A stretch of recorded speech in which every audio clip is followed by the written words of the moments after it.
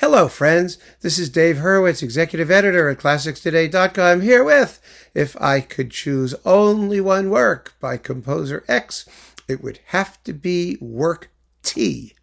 Well, composer X in this case is Alexander Borodin. Yeah, Borodin. No one really talks about Borodin. He's kind of like a familiar piece of furniture, It's just sort of there, sitting in the corner. And you know it's there, and you sort of, when you notice it, you're like, oh, it's nice, it does what it's supposed to do, but you never really think about it. And the work in question, well, how many works could there be? That's a real issue with Borodin, because he never finished anything. And like so many Russian composers who were part of the handful, the Kuchka, the Skritchka, whatever they were called, they were busy with other things. They were chemists or naval engineers or alcoholics. Well, they were all alcoholics. But, so they didn't have much time to actually write music, except for Rimsky-Korsakov, of course, who actually did a lot of writing music. In fact, he wrote everyone else's music, including his own, including some of Borodin's. So, yeah, and Glazunov, of course, wrote music too. So Borodin was one of those ones who didn't finish very much. There's Prince Igor and the Polovtsian dances, which I used to think were called the Polovetzian dances, but then you look at how they're spelled, especially in Cyrillic, and it's Polovtsian, but we still call them the Polovetzian dances because it's easier to pronounce.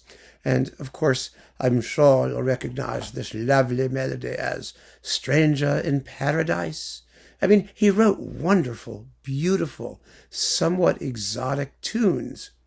He just did. And he completed a few masterpieces. And so we have to pick one of those masterpieces. As the one work which will survive a musical apocalypse in which only one work by each composer is going to make it into posterity. And we've been doing a lot of sort of heavy-duty stuff in this series, a lot of orchestral music, a lot of operas and screaming and yelling and blasting and So I think what would make this even more interesting and also salutary is if we select a chamber work, because one of Borodin's few completed and marvelous chamber works is, his String Quartet number 2, which has this gorgeous nocturne, ya-da-da-da-da, ya-da-da-da-da, ya-da-da. Oh, it's just gorgeous. Everyone knows it. They know it like they know the Polovtsian dances, and they know it like, everything else he did. Of course, the other great work by Borodin is his Second Symphony, which is one of the masterpieces of Russian symphonism before, Shostakovich. It's right up there with the symphonies of Tchaikovsky.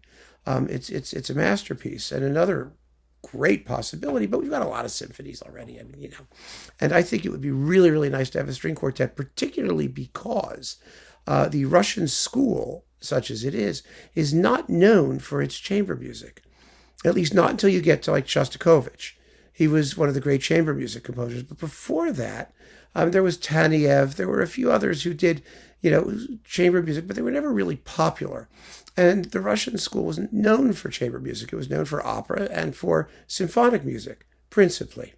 And so to find this anomaly, this glorious string quartet by a guy who never finished anything, it's a remarkable thing. It really is. I think an important thing.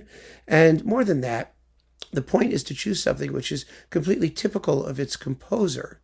And it is. It shows what a genius he was as a melodist, but also somebody who could write in large forms when he had the time and when he had the inclination, and who really is worth exploring in greater depth, because anybody who could write the Second Symphony and the String Quartet, even though everything else that he may have written, or a lot else that he wrote, may have been fragmentary, there's just this consistent level of inspiration in the work that he did finish and that was original.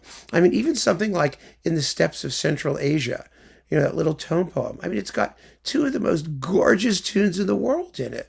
And they just alternate, and then you da da da da da dum bum ba ya da da da da da da da da. I mean, that's the first one, and the second one is ya da da do do do ya da da da da da da ya da do do do do do. I mean, you hear it once, and bam, it's stuck in your head.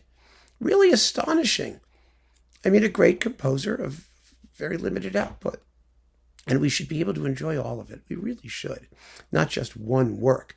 But that one work, the Second String Quartet, really does show us, I think, what the guy was capable of and what the rest of his output promises and largely delivers, even if he didn't finish it. He was the real deal.